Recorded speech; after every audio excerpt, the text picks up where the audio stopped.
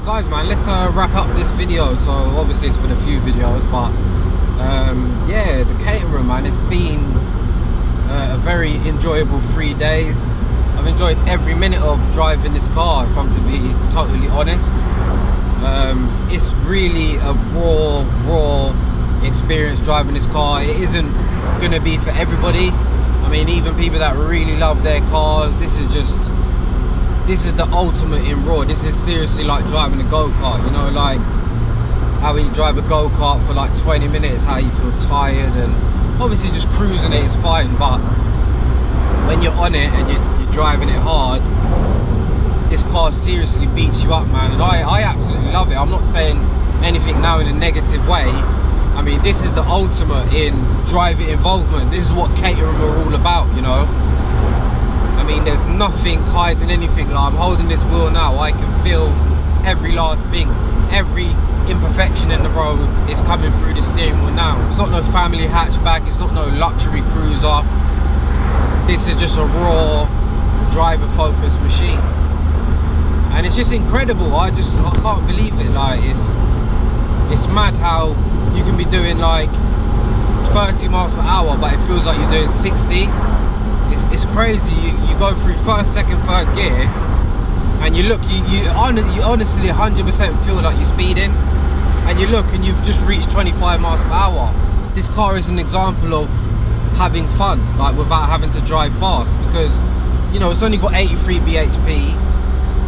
You know, I was having a little mess about with Emma, and you know, she was completely gone in the M3, so it's night and day in a straight line. The M3's gone, so there's no denying that.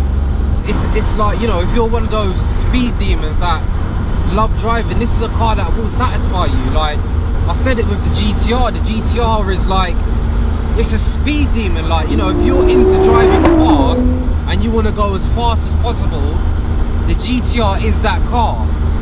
You'll never drive as fast as you will in a GTR, you know, obviously not literally, but it's highly likely that the GTR is going to be one of the fastest cars you will ever drive. And it will satisfy you to a certain degree, because you won't drive many things that are faster than a GTR. But it still like doesn't satisfy you, as in you don't go home thinking, you know what, I've had enough. Like this car, you feel satisfied in that respect. Like, you know, you can go home and for a few days you can just not bother driving. The GTR still, because its limits are so extreme, like you find yourself just driving faster and faster and faster and faster. It's probably going to only end in one way, which is 150 miles per hour into a house or something, do you know what I mean? Because you're not touching that car's limits. But anyway, back to the point. Yeah, this car, like every night I've got in, I've slept straight away. It's like, it's been that involving. And I mean, this is what it's on Caterham's website. This car's built with the driving thrill as its #1 priority. Do you know what I mean? It's the ultimate in driver involvement. If you like to physically fully drive a car with no driving aids, this car is it. It's back to basics. It's just pure raw driving, you know.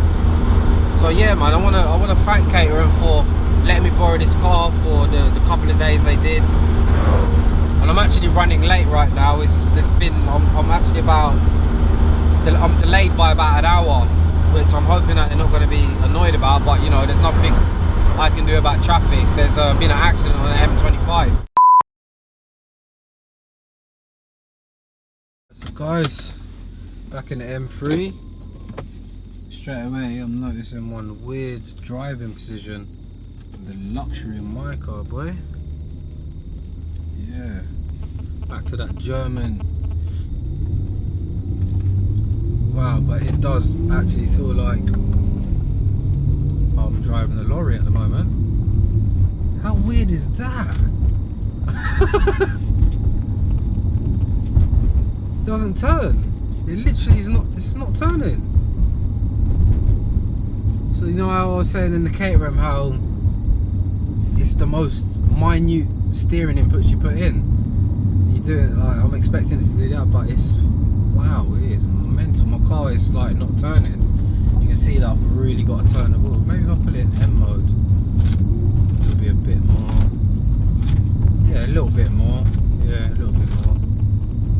It's like I'm bonnet or something, you know, that's how high up I feel. And the wheel just feels massive, but it feels and sounds nice.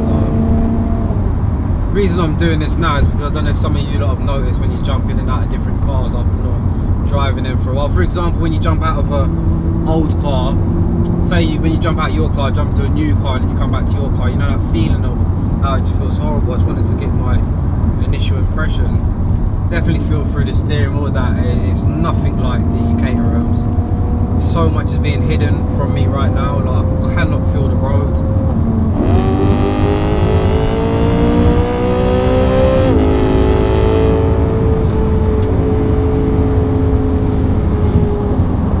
Wow, it's like, although this car feels quick right now, as in the numbers, you know, we're going quite fast, it is just nothing. You don't get the same feeling, man. You don't feel like you're going this fast. It's just crazy. It's like we're just floating now in this car. And I mean, this is quite a raw, you know, involving car as well when you compare it to its competition, but it's got nothing. This is what, you know, like the M3s in particular, they tried to capture the essence of what the Caterham has.